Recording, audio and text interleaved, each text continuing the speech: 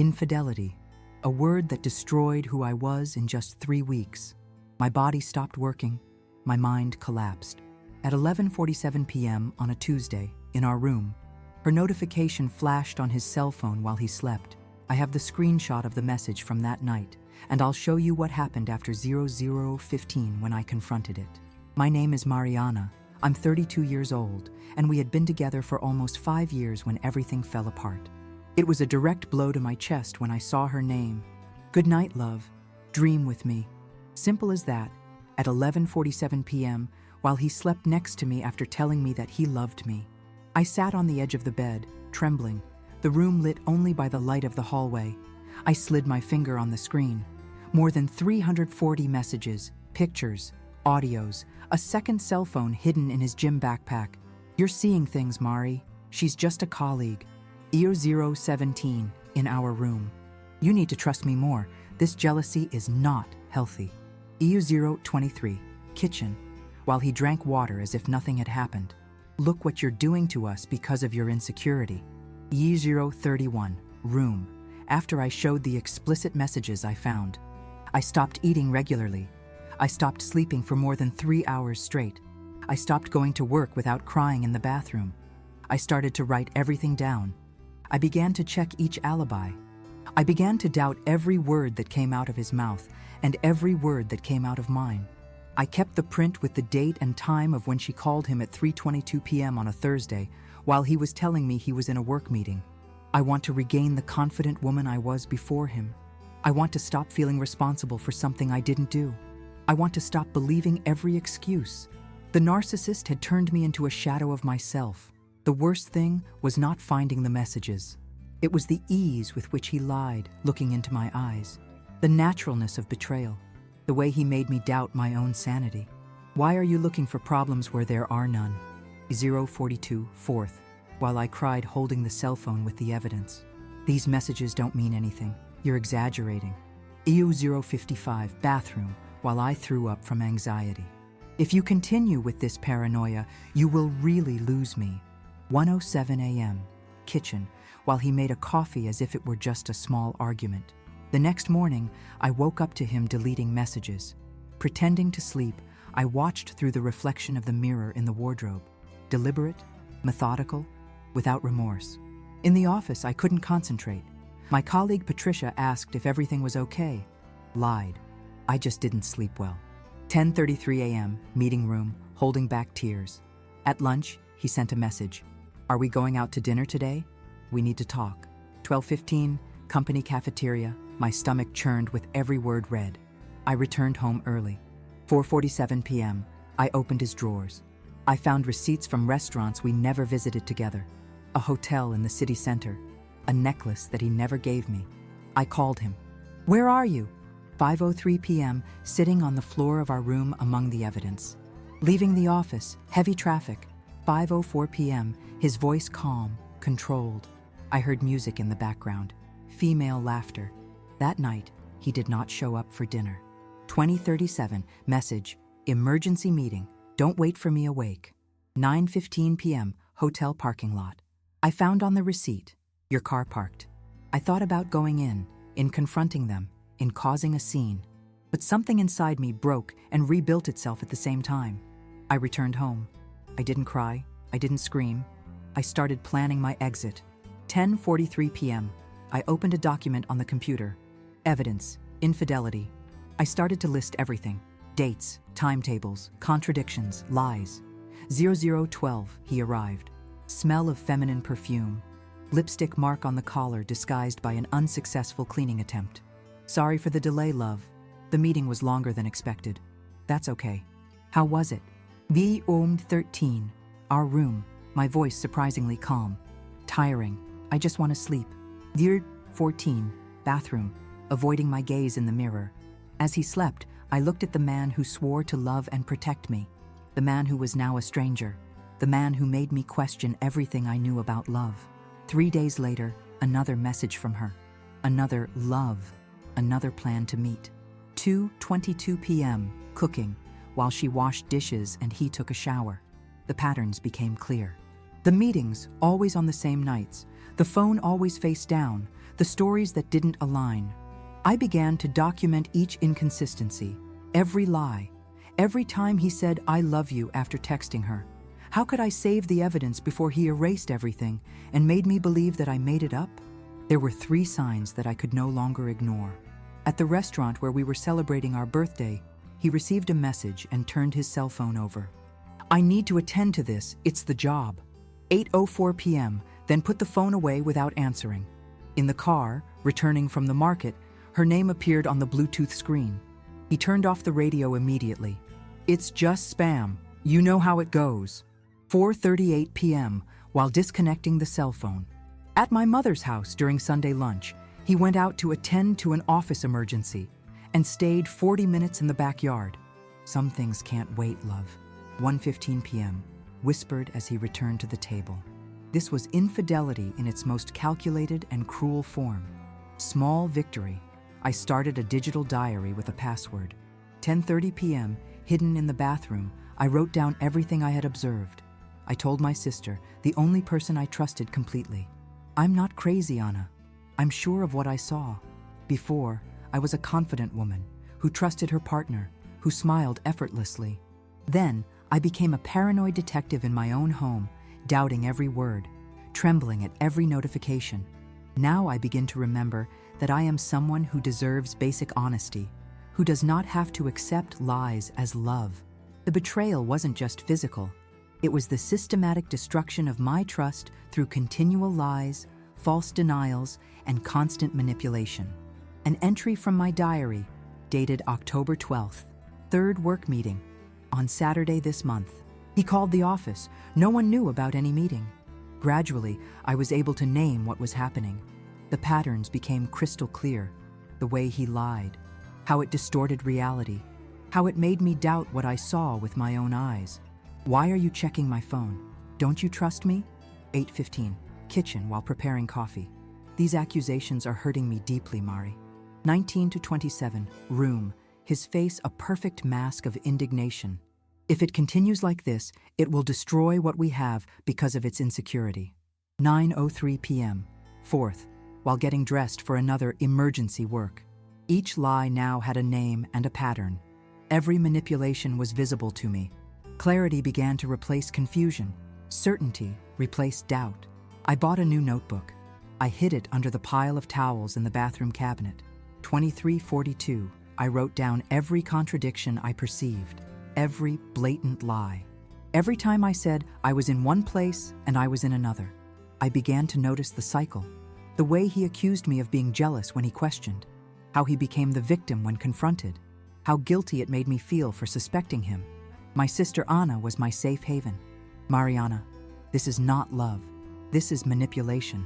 2:15 p.m., coffee near your work, away from his eyes and ears. "He's making you doubt your sanity, Mari. This has a name." 14:22, his hands holding mine firmly. "You deserve much more than that, much more than lies." 2:30 p.m., her eyes reflecting the sister she knew before he came into my life. I bought a new cell phone chip. I created an email that he didn't know. I started saving the evidence in a place he couldn't access. 10:15 p.m., bathroom at work, transferring screenshots to the new account. The fog began to dissipate. I saw clearly what he was doing. I saw the web of lies he had woven around me. I saw how each "I don't trust you" was a projection of what he himself did. When he slept, I looked at his face, the face of the man I swore to love forever, the face of the man who broke that oath without a second thought. 2:37 a.m., our room, the moon illuminating her features as I wondered how I hadn't seen her before. The next day, he left his cell phone unlocked on the kitchen table. A test? A trap? 07:22, preparing coffee, I watched the device as if it were a bomb about to explode. I didn't touch it. I didn't need it anymore. I already knew enough. I was sure enough. "Good morning, love? Did you sleep well?" 07:25, her voice sweet as if nothing was wrong. "Yes, very well." 07:26, my first conscious, strategic, necessary lie. At work, he smiles at colleagues. I made presentations. I participated in meetings. 3:43 p.m., conference room, discussing projects while planning my release. At night, When he hugged me in bed, his cell phone vibrated.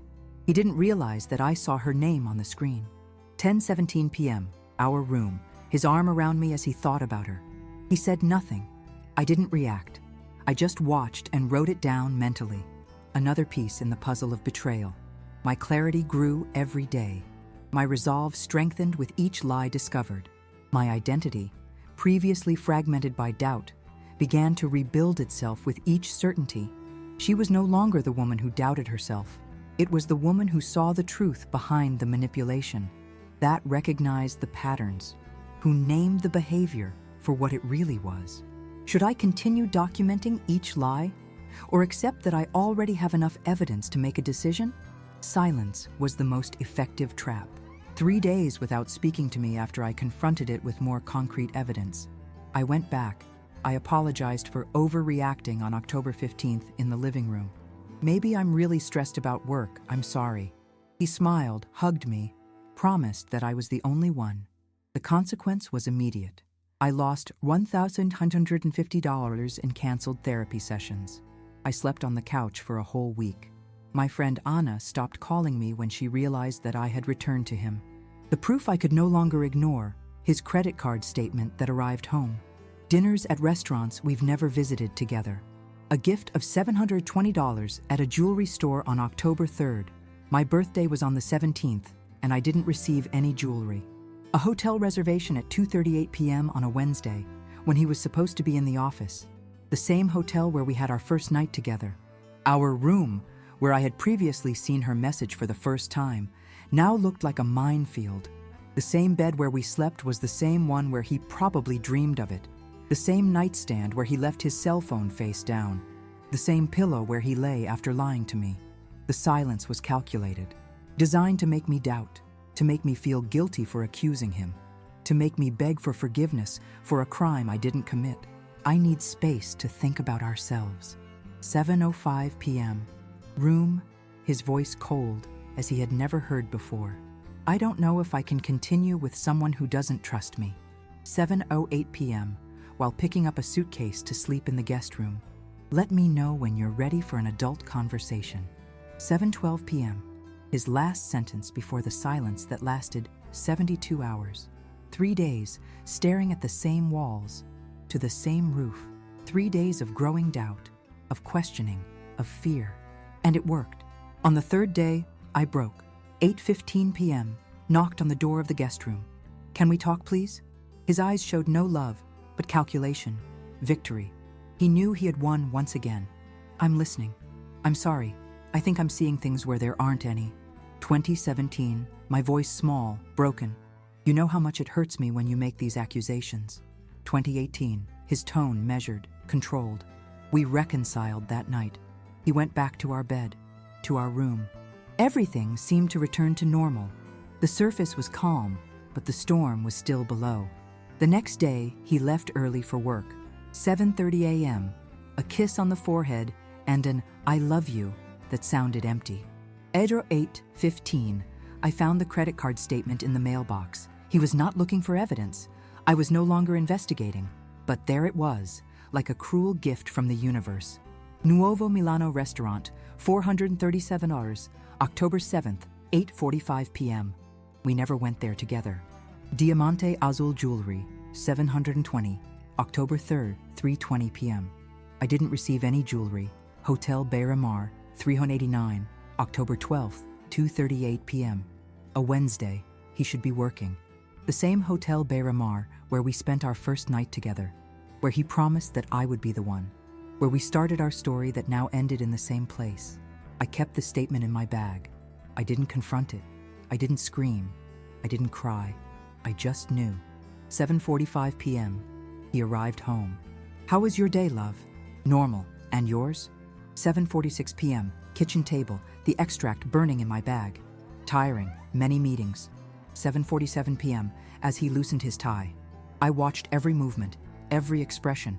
Each lie told with such ease that it almost seemed true. 8:30 p.m. He received a message. He turned his cell phone. I work again. They never stop. 20:45. Another message. Another disguised smile. I'm going to take a shower. While in the shower, curiosity won out. 8:52 p.m., living room, his cell phone on the table, unlocked, as if he were asking to be seen.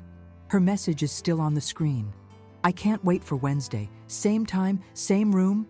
I photographed it with my cell phone. Concrete evidence. Undeniable. Irrefutable. I put the cell phone back exactly where it was. I sat on the couch. I took a deep breath. Once. Twice. 9:04 p.m. He came back from the shower. What do you want for dinner? Anything. 9:05 p.m. My voice surprisingly calm. We had dinner in silence. He talked about work, about friends, about plans for the weekend. Every word is a lie. Each smile is a betrayal. 10:15 p.m., we went to bed. He tried to touch me. I faked a headache. It's okay, love. Rest. 10:17 p.m., a kiss on the forehead. Affectionate. False. I didn't sleep. I looked at the ceiling of our room. The same roof that once represented security, now a prison. 03:27. His cell phone vibrated. He woke up. He checked the message, smiling. He didn't realize I was awake. I can't sleep thinking about you either. 3:28 a.m. Typed in response, the blue light from the cell phone illuminating his face in the dark. I closed my eyes. I pretended to sleep. I heard the sound of the cell phone being put back on the nightstand. I felt him turn the other way, sleeping peacefully while I drowned in lies. The next morning, I acted normally. I prepared coffee. Smile. I kissed him before leaving for work, an actress in a play that was about to end. 10:15 a.m., office. I called the Hotel Beira-Mar. I would like to confirm a reservation for Wednesday in the name of Ricardo Silva. Yes, we have a confirmed reservation for Mr. Silva, room 307, check-in at 14:30. Thank you. 10:17, hanging up the phone with trembling hands. The same room, the same hotel. A cruel parody of our beginning. How much longer would I need to suffer to accept the truth that was already in front of me? I began to document everything methodically. Screenshots of the messages with date and time. Recording of my call to his office confirming that there were no meetings on Saturdays. Card statement with suspicious purchases. I saved everything in a folder called Evidencias 2025-1020 on a drive that only I had access to, with two-factor authentication. I built my safety net in silence. My sister Anna offered her apartment for as long as I needed. I opened a separate bank account and transferred small amounts each week so as not to arouse suspicion. $200 here, $300 there, until I saved enough for the first few months on my own. I identified a small apartment for rent 20 minutes from my work. I prepared my final sentence. I know the truth. I have proof. I will no longer argue or negotiate. It's over. I blocked her number 2 so as not to be tempted to confront her. When he tested my barriers with a, "We need to talk," I just replied, "There's nothing to say." I redid my digital security completely. I've enabled two-step verification on all accounts. I left all the groups we had in common. I changed email, social media, and bank passwords. Immediate result, he was no longer able to monitor my location when he asked, "Where are you?" at 7:45 p.m. on Thursday. I sought legal advice, not to sue, but to understand my rights over our shared assets. I found out that I could take half of the furniture we bought together. My first concrete victory was to sleep a whole night, 8 hours straight, without waking up to check where he was or who he was talking to. I reactivated my contact with Fernanda, my best friend from college who he never liked. I made a detailed list of everything I needed to take with me when I left. Personal documents, RG, CPF, passport, certificates, financial documents, statements, contracts, vouchers, essential clothing, enough for 2 weeks, sentimental objects, albums, family gifts, work equipment, notebook, tablet, external hard drive. I created a calendar with dates and deadlines. October 28th, deadline to find an apartment. October 30th, transfer all digital documents to the new email. November 1st, date of the move, while he would be in a meeting. I've organized my digital files into clear folders. Conversas, 2025. Message screenshots organized by date. Financiero, 2025.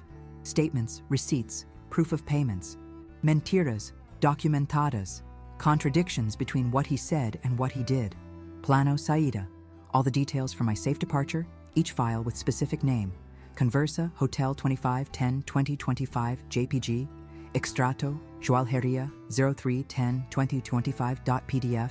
Contradição, Reunião, 12-10-2025, TXT. 2:30 p.m., Wednesday, his office parking lot. I confirmed that his car was there. 2:45 p.m., parking lot at Hotel Beira Mar. Your car arriving. A woman in the passenger.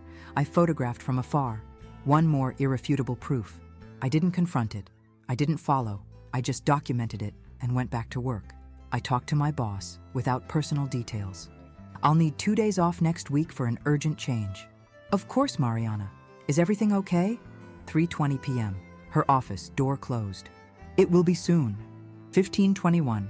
My first truly confident affirmation in months. I strengthened my support network. Coffee with Anna on Saturday, lunch with Fernanda on Sunday, call with my mom on Monday. I didn't tell you everything, just enough. I need you in the coming weeks. Each person offered specific help. Anna, place to stay. Fernanda, helps with the move. My mother, emotional and financial support if needed. I practiced self-care as a strategy, not a luxury. I started sleeping more regularly. I went back to eating at fixed times. I resumed the morning walk I had abandoned.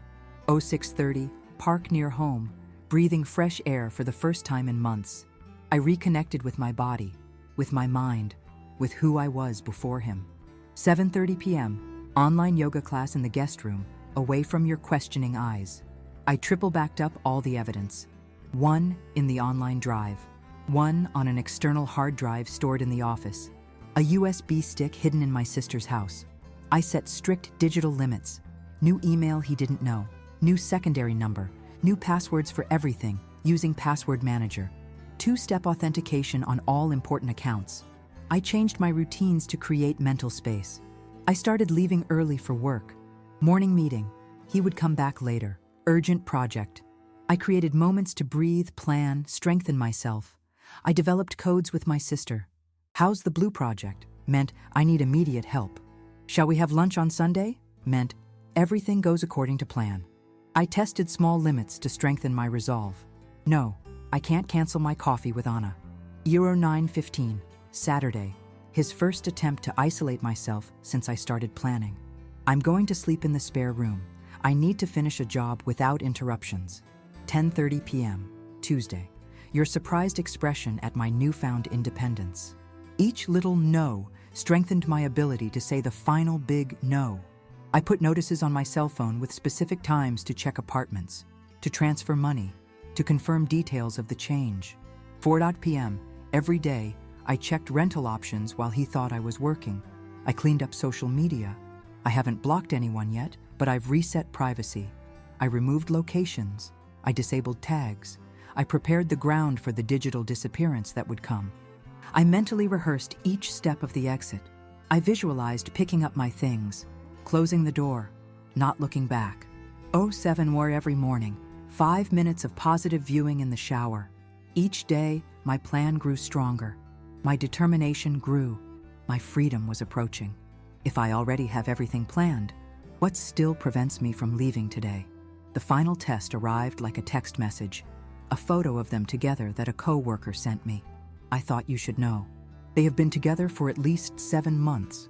The message came with time, date, and location. It wasn't paranoia. It was not insecurity. It was the truth that I already knew, but finally without any possibility of denial. I packed my things while he was at work on a Wednesday. 3 suitcases, important documents, irreplaceable personal belongings. I transferred half of the money from our joint account to my new account. I left the key and a simple letter. I know everything. Don't look for me. He called 37 times in the first 24 hours. Messages that ranged from, "You're crazy," to, "It was just a mistake." And finally, "Please, let's talk." I kept my word. No response. When he showed up at my sister's apartment, I didn't open the door. When he threatened to tell my parents a distorted version, I had already spoken to them. When I sent mutual friends as intermediaries, I thanked them for their concern and refused any contact. Today, at 10:07 a.m., I paid the deposit for my new apartment. Alone. I wrote this in my journal as a statement of my new life. I am no longer the woman who accepts lies as if they were love. I am someone who chooses the truth, even when it hurts. The room that was once an emotional crime scene has become a symbol of liberation. The same place where I saw her first message was the same place where I took my things, never to return. The photo that my colleague Mauricio sent showed everything I needed to see. 3:47 p.m., terrace of the restaurant where we celebrated our last anniversary. They hold hands, complicit smiles, a discreet but unmistakable kiss. October 11th, the day he said he was in a corporate training. They've been doing this for months, Mari. Everyone in the office knows. 16:02, Mauricio's message piercing the last vestiges of doubt. I didn't cry when I saw the photo. I didn't scream. I didn't curse. A surprising calm came over me. Clarity, certainty, end. I waited until Wednesday, the day I knew they would be together. 09:30, I started packing my things, methodical, focused, determined. Documents in the first suitcase, clothes on Monday, personal belongings in the third. 11:45, all ready in our room, now just a room, nothing more. 12:30 p.m., I transferred $8,150 from our joint account. Exactly half of the balance, not a penny more or less. 1:15 p.m., I wrote the letter. Short, direct, final. Ricardo, I know about you and Juliana. I know about the Hotel Beramar, room 307.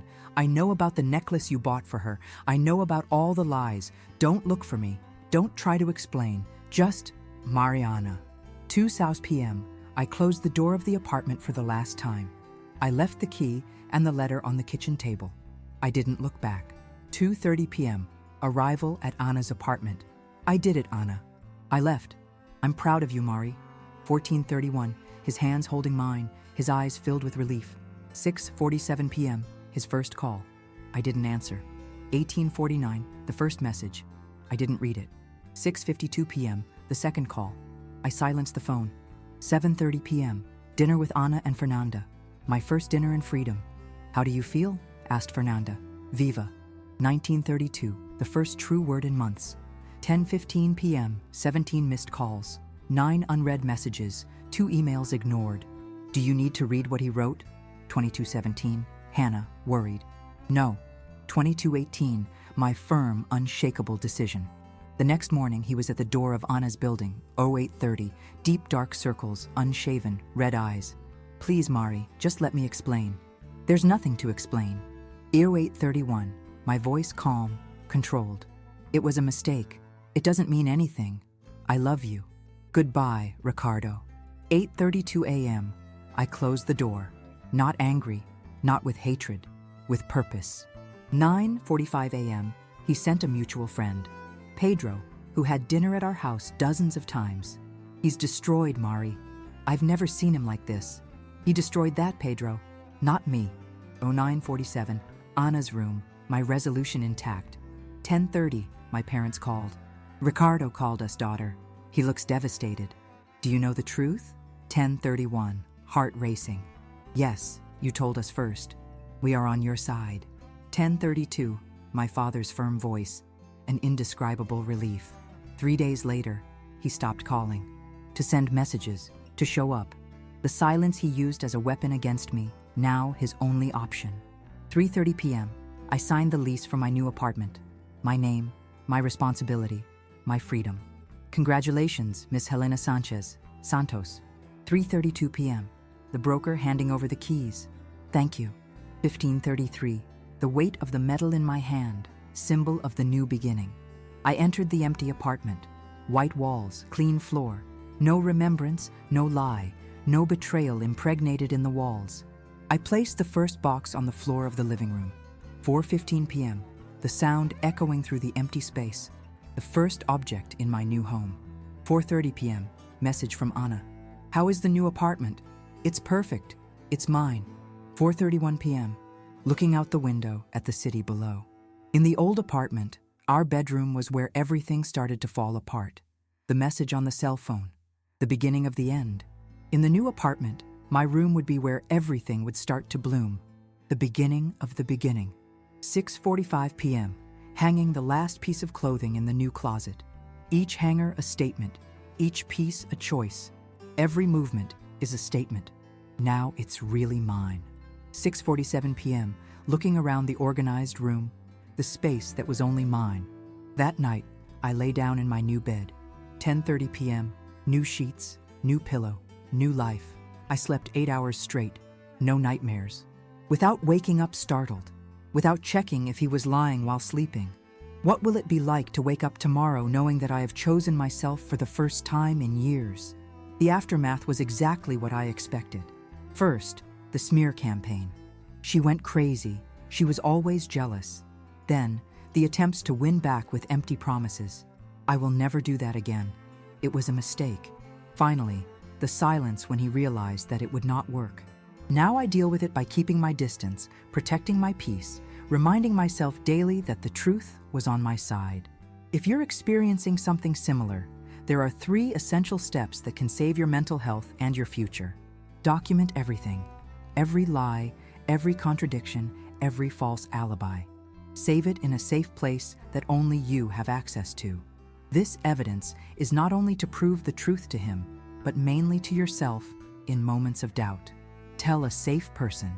Someone who won't judge her or rush to tell him. Manipulation thrives on isolation, and a reliable outside perspective can be your lifesaver. Plan your exit carefully. Financial resources, place to stay, emotional support. Don't announce your plans, just execute them when you're ready. If you are in a situation of emotional or physical abuse, seek specialized help. In Brazil, the Women's Reference Center, or the CREAS, Specialized Reference Centers for Social Assistance, offer free and confidential support. 2 weeks after I left, the stories began to circulate. 1915, Fernanda's message. Ricardo is saying that you had psychological problems, that you made things up. Let me speak. Whoever matters knows the truth. 7:17 p.m., my new apartment, hot tea in hand, quiet soul. 3 weeks later, the flowers arrived. Red roses. Card asking for forgiveness. Promises of change. I returned it to the florist. Address unknown. A month later, the email. Long, detailed, supplicant. It was the biggest mistake of my life, Mari. I have never loved anyone as I love you. I filed it without replying. Not out of anger, not out of hurt, out of respect for myself. 2 months later, I met him in the supermarket. 11:23 a.m., dairy section. Red eyes, unshaven, unkempt appearance. Marie, please. Only 5 minutes. No. 11:24, simple, direct, final. I continued on my way. 3 months later, the call from their mutual friend. He broke up with her, Mari. He realized what he lost. I hope he's well. I am. 2:45 p.m., my new office, my new life in full swing. With each attempt to make contact, my resolve strengthened. With each defamatory story, my certainty grew. With each request for reconciliation, my freedom solidified. 6 months later, I found his name on a notification from the bank, a payment on our old joint account that I forgot to close. I closed the account on the same day. Now, a year later, I look back not with anger, not with hurt, but with clarity. I see the patterns that I couldn't identify. I see the manipulations that I thought were love. I see the woman I was and the woman I have become. I resumed my career. I was promoted. I bought my own apartment. I rebuilt friendships. I reconnected with my family. I rediscovered who I am without someone else's lies defining my reality. The scars exist. Moments of doubt arise. Ghosts from the past appear in the most unexpected corners. But now, I know how to deal with them, how to recognize them, how to honor them without allowing them to control me.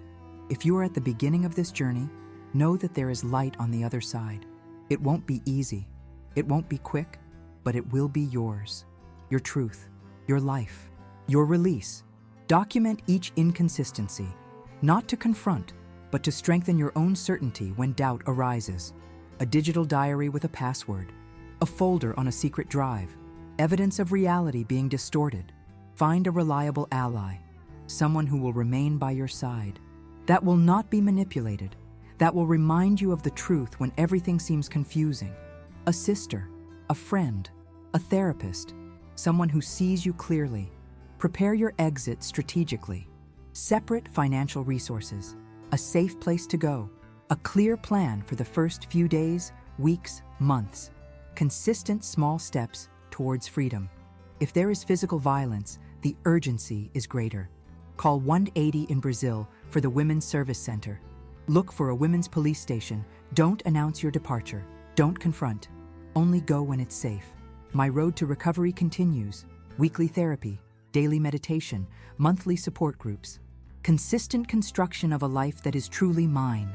Allow yourself to feel anger, sadness, the confusion, the relief. All emotions are valid. They are all part of the process. They all take you closer to who you really are. Set clear boundaries and stick to them.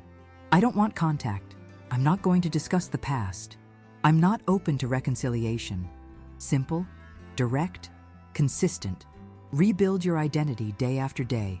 Rediscovering old tastes, exploring new interests, reconnecting with the person you were before you got lost in someone else's lies. Celebrate every victory. The first night of peaceful sleep, the first day without crying, the first time he tells his story without trembling, the first moment of true peace. You deserve truth. You deserve respect. You deserve genuine love that doesn't come with lies attached. If my story helped you in any way, I have more accounts about how I overcame this phase in my series, Reconstruction After Betrayal, where I share the practical steps that helped me regain my self-esteem and confidence. What would your life be like if you chose the truth, no matter how painful, instead of living with comfortable lies?